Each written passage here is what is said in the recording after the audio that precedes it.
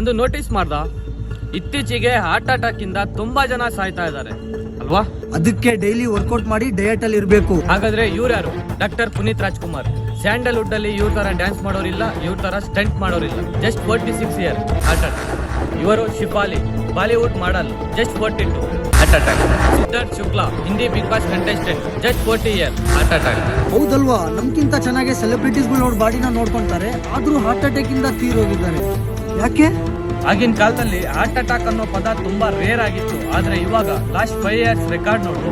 2018ರಲ್ಲಿ 6,000 ಜನ, 2019ರಲ್ಲಿ 5,000 ಜನ, 2020ರಲ್ಲಿ 5,700 ಜನ, ಹಾಗೆ 2021ರಲ್ಲಿ 17,800 ಜನ. 3 ಸತಿ ಅಟ್ಯಾಕ್ ಆಗಿದೆ. ಇಷ್ಟು ಜಾಸ್ತಿ ಆಗಿರೋದಕ್ಕೆ ಕಾರಣ ಏನಾಗಿರ್ಬೋದು? ನಿನಗೆ ಇನ್ನೂ ಅರ್ಥ ಆಗಿಲ್ವಾ?